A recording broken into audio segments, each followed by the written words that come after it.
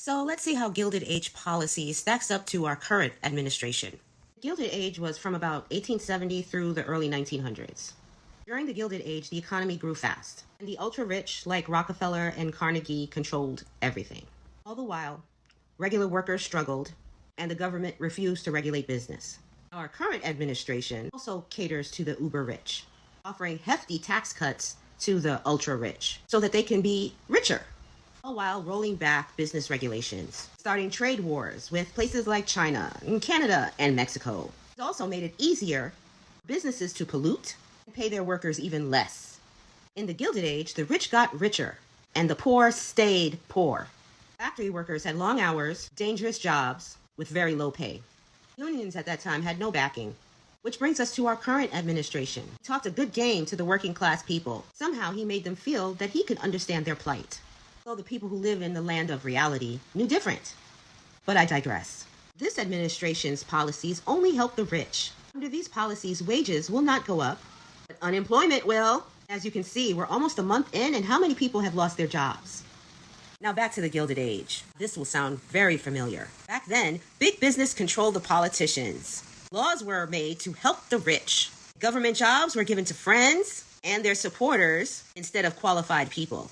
Yeah, that's what they used to do until we came up with DEI. That's how we were able to get the qualified people in the jobs. They want to take us back to that age where, everything was run by the rich. Laws and politicians were bought.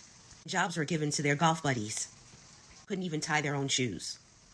That was the Gilded Age. Kind of seems like the age we're in right now. Have an administration that's facing scandal, conflicts of interest, many investigations, given the good old unqualified boys jobs. So now we have a cabinet of corruption. See, we're right on target for making America great again if we're going by the Gilded Age. Now let's jump forward to race and civil rights. During the Gilded Age, after Reconstruction ended, Jim Crow laws made their debut, taking away black rights, doubling down on voter suppression, and racial violence, like lynchings, became commonplace. This is why they don't want to teach history, because it shows how disgusting human beings their ancestors were. Just saying. That brings us to our current administration, whose biggest supporter is white nationalists. We all know who they are.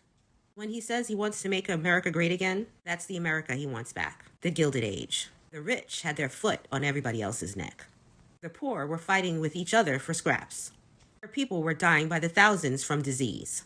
Instead of taking your children to kindergarten at 5, they were going to work with you in the factory. Your white Southerners got to have barbecues in honor of lynching black people. Commemorated those times with postcards while using their babies as alligator bait. Fun times. Well, that's what half of you voted to have back in the office again. Bring back those times. Probably hoping that it would just hurt minorities. But here's a little secret. You just set your house on fire too. Do you see the difference between us and you? We are used to adversity on the daily. We have conditioned ourselves to deal with this negativity. However, you guys are not. And as a result, we'll find it a lot more difficult to adjust to the current climate. What's coming ahead? That's what you voted for.